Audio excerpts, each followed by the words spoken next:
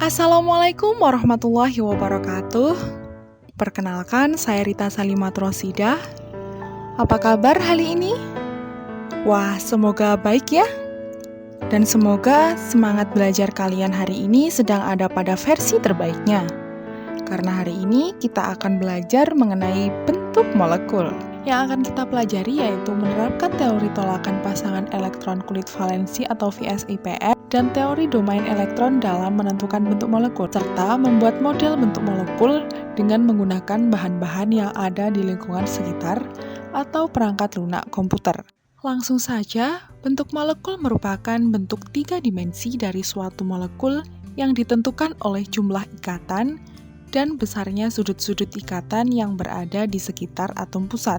Bentuk molekul ini menggambarkan kedudukan atom-atom dalam suatu molekul. Dalam menentukan atau meramalkan bentuk molekul, terdapat dua teori yang mendasari, yaitu teori VSIPR dan teori domain elektron. Pertama, kita akan membahas teori VSIPR atau Valence Shell Electron Pair Repulsion, atau dalam bahasa Indonesianya kita sebut dengan teori tolakan pasangan elektron kulit valensi. Nah, teori ini dikembangkan oleh Gillespie dan Nihom pada tahun 1957. Sesuai dengan teori ini, bentuk atau geometri molekul dapat digambarkan atau diramalkan berdasarkan jumlah pasangan elektron pada kulit luarnya. Teori VSIPR menyatakan bahwa pasangan elektron ikatan maupun pasangan elektron bebas saling tolak-menolak. Menurut asas Pauli, jika sepasang elektron menempati suatu orbital, maka elektron lain bagaimanapun rotasinya tidak dapat berdekatan dengan pasangan tersebut. Pasangan elektron di sekitar atom pusat ini akan menempatkan diri sejauh mungkin agar tolakan pasangan elektron menjadi minimum. Semakin besar jarak antara kedua pasangan elektron tersebut, maka gaya tolak-menolak antara dua pasang elektron akan semakin kecil. Selanjutnya, teori domain elektron. Teori domain elektron merupakan penyempurnaan dari teori VSIPR. Domain elektron berarti kedudukan elektron atau daerah keberadaan elektron dengan jumlah domain yang ditentukan dengan dua aturan berikut. Yang pertama, setiap elektron ikatan, baik itu ikatan tunggal, rangkap, atau rangkap tiga, berarti satu domain. Aturan yang kedua, setiap pasangan elektron bebas berarti satu domain. Teori domain elektron mempunyai prinsip-prinsip dasar sebagai berikut. Yang pertama yaitu antar domain elektron pada kulit luar atom pusat saling tolak-menolak, sehingga domain elektron akan mengatur diri atau mengambil formasi sedemikian rupa sehingga tolak-menolak di antaranya menjadi minimum. Susunan ruang domain elektron yang berjumlah 2 hingga 7 domain yang memberi tolakan minimum dapat dilihat pada tabel berikut.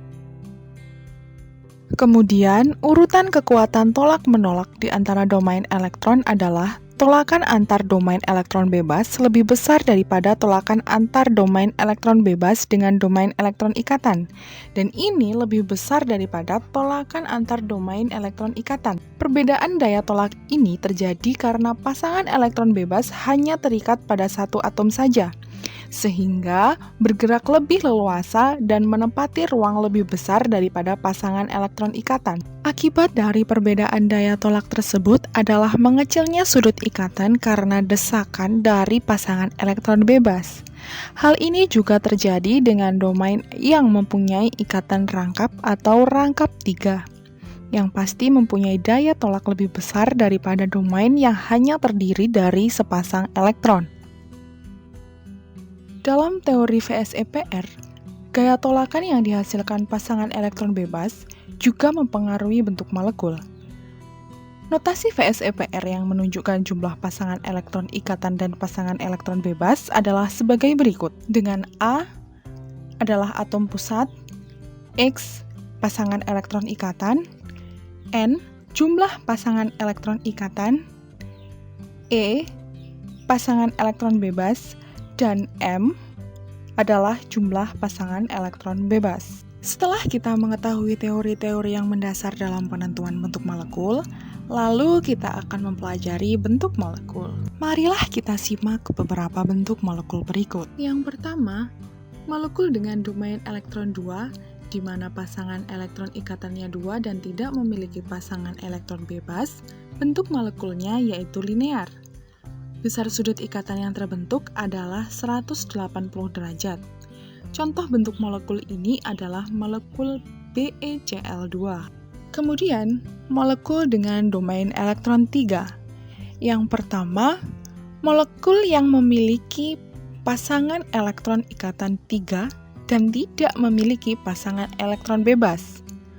Bentuk molekulnya yaitu trigonal planar, di mana besar sudut ikatan yang terbentuk adalah 120 derajat. Contoh bentuk molekul ini adalah BF3. Bentuk molekul dengan domain elektron 3 yang kedua yaitu molekul yang memiliki pasangan elektron ikatan 2 dan pasangan elektron bebas 1. Bentuk molekulnya yaitu huruf V, di mana besar sudut ikatan yang terbentuk adalah kurang dari 120. Hal tersebut karena adanya satu pasangan elektron bebas yang menyebabkan gaya tolak-menolak semakin besar sehingga sudut ikatannya semakin kecil. Contoh bentuk molekul ini adalah SO2. Lalu molekul dengan domain elektron 4. Yang pertama, molekul dengan pasangan elektron ikatan 4 dan tidak memiliki pasangan elektron bebas. Bentuk molekulnya yaitu tetrahedral, di mana besar sudut ikatan yang terbentuk adalah 109,5 derajat. Contoh bentuk molekul ini adalah CH4. Yang kedua, yaitu molekul dengan pasangan elektron ikatan 3 dan pasangan elektron bebas 1. Bentuk molekulnya yaitu trigonal piramidal, di mana besar sudut ikatan yang terbentuk adalah kurang dari 109,5 derajat. Contoh bentuk molekul ini adalah NH3. Ketiga, molekul dengan pasangan elektron ikatan 2 dan pasangan elektron bebas 2. Bentuk molekulnya yaitu huruf V. Besar sudut ikatan yang terbentuk adalah kurang dari 109,5 derajat dan contoh bentuk molekul ini adalah H2O. Yang keempat, molekul dengan pasangan elektron ikatan 1 dan pasangan elektron bebas 3. Bentuk molekulnya yaitu linear. Contoh bentuk molekul ini adalah HF. Kemudian molekul dengan domain elektron 5. Yang pertama, molekul dengan pasangan elektron ikatan 5 dan tidak memiliki pasangan elektron bebas. Bentuk molekulnya yaitu trigonal bipiramidal atau TBP. Besar sudut ikatan yang terbentuk antara ikatan sampingnya yaitu 120 derajat dan besar sudut ikatan yang terbentuk antara ikatan yang atas bawah dengan ikatan samping. Jadi ini ikatan yang atas dengan ikatan samping, itu besar sudut ikatannya 90 derajat. Contoh bentuk molekul ini adalah PCl5. Yang kedua, molekul dengan pasangan elektron ikatan 4 dan pasangan elektron bebas 1.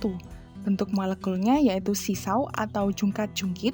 Kemudian, besar sudut ikatan yang terbentuk antara ikatan samping dengan ikatan sampingnya. Nah, ini kurang dari 120 derajat. Lalu, besar sudut ikatan yang terbentuk antara ikatan samping dengan ikatan atas atau ikatan samping dengan ikatan yang di bawah ini kurang dari 90 derajat. Contoh senyawanya yaitu SF4. Yang ketiga, molekul dengan pasangan elektron ikatan 3 dan pasangan elektron bebas 2. Bentuk molekulnya yaitu huruf T bengkok, di mana besar sudut ikatan yang terbentuk antara ikatan atas dan samping ini kurang dari 90 derajat, sedangkan sudut antara ikatan atas dengan bawah dan di sebelah sini kurang dari 180 derajat. Contoh bentuk molekul ini adalah BRF3. Yang keempat yaitu molekul dengan pasangan elektron ikatan 2 dan pasangan elektron bebas 3. Bentuk molekulnya yaitu linear, di mana besar sudut ikatan yang terbentuk adalah 180 derajat. Contoh bentuk molekul ini adalah XeF2. Lalu molekul dengan jumlah domain elektron 6. Yang pertama yaitu molekul dengan pasangan elektron ikatan 6 dan tidak memiliki pasangan elektron bebas. Bentuk molekulnya yaitu oktahedral, di mana besar sudut ikatan yang terbentuk adalah 90 derajat, dan contoh bentuk molekul ini adalah SF6. Yang kedua yaitu molekul dengan pasangan elektron ikatan 5 dan pasangan elektron bebas 1.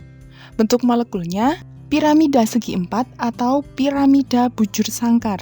Nah, besar sudut ikatan yang terbentuk adalah kurang dari 90 derajat.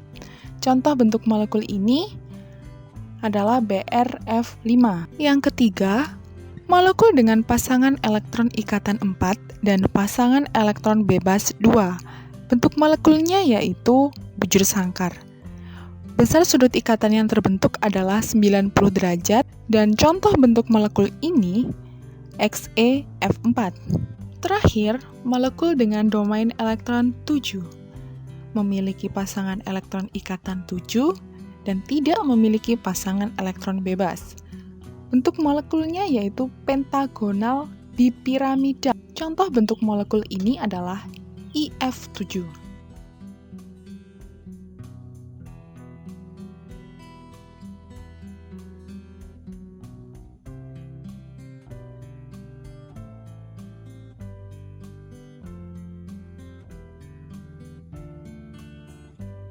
Nah, setelah mengetahui berbagai bentuk molekul, sekarang saatnya kita mempelajari bagaimana cara meramalkan bentuk molekul. Langkah yang pertama yaitu menentukan bilangan koordinasi atom pusat. Bilangan koordinasi atom pusat dapat kita hitung dengan cara setengah jumlah elektron valensi atom pusat ditambah jumlah elektron yang didonorkan oleh substituen dikurangi muatan. Langkah yang kedua yaitu menentukan pasangan elektron bebas. Pasangan elektron bebas ditentukan melalui bilangan koordinasi yang dikurangi dengan pasangan elektron ikatan. Selanjutnya, langkah ketiga menentukan tipe molekul menggunakan rumus AXN EM. Dan yang terakhir menentukan bentuk molekul sesuai dengan tabel. Langsung saja ke contoh soal. Tentukan bentuk molekul dari CH4. Yang pertama, kita menentukan bilangan koordinasi dari atom pusat, yaitu karbon. Setengah dikali jumlah elektron valensi dari atom karbon 4, ditambah jumlah elektron yang didonorkan substituen. Di sini substituennya adalah hidrogen. Ada 1 dikali 4 hidrogen. Kemudian dikurangi muatannya adalah 0 karena netral ya, sehingga bilangan koordinasi atom pusatnya adalah 4. Kemudian kita tentukan pasangan elektron bebas atau PeB-nya. Dari bilangan koordinasi ada 4 dikurangi pasangan elektron ikatan. Pasangan elektron ikatannya ada 4, sehingga pasangan elektron bebasnya 0 atau tidak memiliki ya. Kemudian kita tentukan tipe molekulnya menggunakan rumus AXNEM. Oke, mari kita ingat kembali. A tadi atom pusat, kemudian X adalah PeI, N jumlah PeI, dan E PeB serta M merupakan jumlah PeB. Nah, untuk molekul CH4 tidak memiliki PeB, sehingga tipe molekulnya AX4. Lalu kita menentukan bentuk molekul yang sesuai pada tabel. Nah, untuk tipe molekul AX4 itu bentuk molekulnya tetahedral.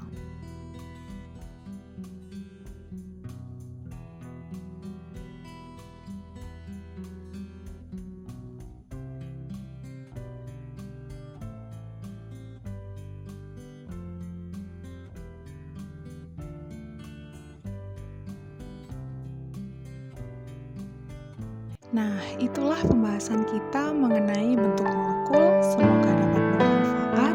Sekian dari saya, mohon maaf apabila ada kesalahan.